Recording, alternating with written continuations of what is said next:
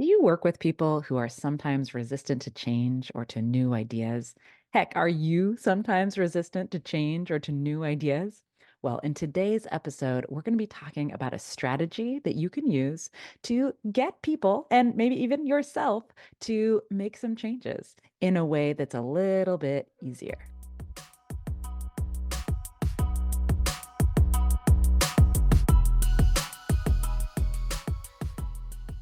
Welcome to the Do More, Stress Less podcast. I'm your host, Alexis Hasselberger, a time management and productivity coach.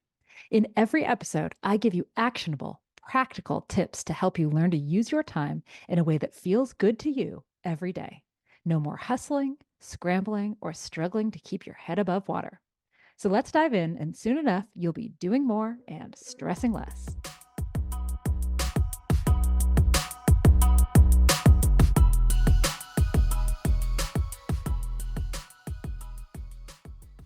But they'll never go for that, you say to yourself. That's selfish of me to ask, you think. But won't they? And is it truly? When I work with folks, either in a one on one coaching capacity or in my group program, Time Well Spent, the goal is to make sustainable changes so that you feel good about your time at the end of every day. And in order to do that, sometimes you need to make changes that involve other people.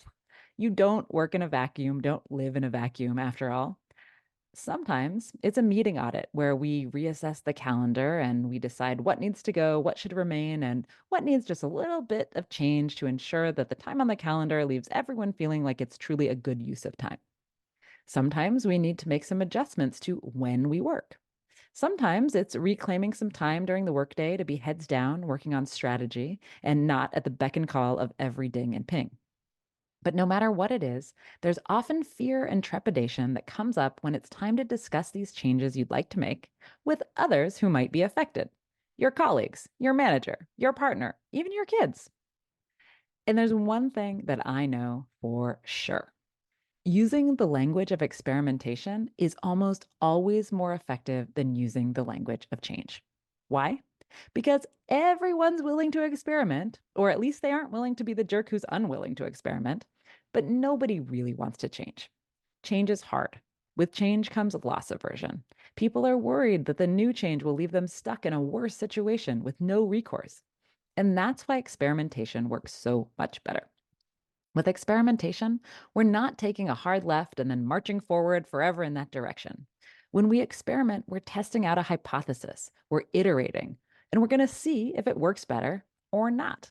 If it does, we'll keep doing it. But if it doesn't, we can revert to the old way or we can try something else. When we experiment, there's a time limit after which we'll reevaluate. When we experiment, there's a built in discussion point about whether or not to keep going. When we experiment, we remove the fear and widen the path forward. Would you like a couple of real life examples here? Way back when, about a decade ago, I was working as an HR director, full time in an office. My first kid was just finishing kindergarten, and I just completed the Herculean task of signing my kid up for summer day camps. If you know, you know. Because, I had to work, and the US has zero infrastructure for working parents, but I digress. And I'd done sort of a stupid thing. In an effort to give my kid a varied, interesting summer, I'd signed him up for a different camp every week of the summer. And they all started at different times, ended at different times, and were all over the city. Oops. Now I had a conundrum on my hands. In order to get my kid to and from all these camps at all these hours, it really only made sense for me to work from home. But because the company where I worked at the time did not have a work from home culture at all, I needed to strategize. Far from it, the rule at the time was that if you had to be home for, say, an appliance delivery appointment or your kid was going to be there, you had to have childcare. The pandemic was many years in the future, and oh, how naive we all were at the time. So I knew I had to ask my boss if I could work from home. And I also knew that his first instinct was going to be no. I needed a strategy and I needed one fast because I'd already laid down a whole lot of cash for these camps and I really didn't have another option. So I suggested an experiment. I explained my predicament and I said, I'd like to experiment with working from home for the summer. If we're happy with the arrangement after the summer's over and my performance hasn't changed, then perhaps we can continue the experiment. But if it isn't working for any reason, we can go back to the prior in office structure. I knew it would be fine. In fact, I suspected my performance would only be enhanced as I'm an introvert with ADHD who finds open offices like that one incredibly distracting. And I was right. And my boss was fine with it. And for the rest of the time I worked at that company, I came into the office only when needed for big meetings, etc. And I worked at home the rest of the time, and I was promoted a couple of times during that window. But if I'd come into that situation, guns blazing, saying that I wanted to switch to working from home forevermore, I'm pretty sure I'd still be working in an office. Experimentation was key. Want another example? This one comes up all the time for my clients, and it's around meetings. Meetings that are too frequent, meetings with no agenda, meetings that involve too many people, meetings that don't work for your schedule, etc. At first, my clients feel a lot of pressure to maintain the status quo because of all that fear we just talked about. But then when we work together on a way to phrase it as an experiment, it can work. So perhaps it's an 8 a.m. meeting that conflicts with dropping your kid off at school. And there's a fear of being selfish or being seen as selfish. After all, there are 10 other people in this meeting, and it feels like you just have to suck it up and multitask, take the meeting on mute from your car in the drop off line, all while ignoring your kid. But then comes the experiment. And so they say, hey, I'm wondering if we could experiment with moving this meeting from 8 a.m. to 8:30. Would you be open to trying this for a couple of weeks and seeing if it works better for everyone? And what usually happens is that people say, sure, let's try it. And then after a couple of weeks, it's working well. And so they codify the new time. And it's much easier than they expected. In fact, others had the same issue as well. No one was talking about it.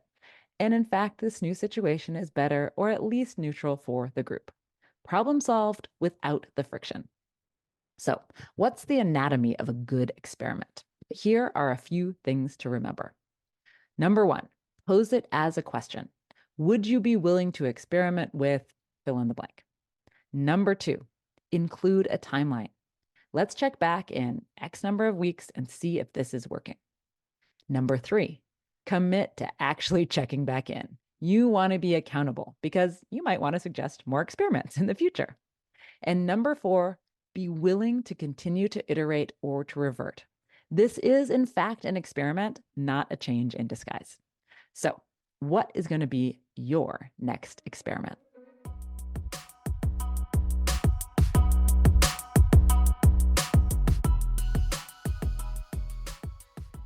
And that's a wrap on today's episode of the Do More, Stress Less podcast. If you found today's episode helpful, please share it with somebody who could use a little less stress in their life. And make sure you subscribe so you never miss an episode. And if you're excited to take action or you need a little extra support, check out the free resources available on my website or schedule a free consultation call with me. You can do both of these at alexishasselberger.com. See you next time.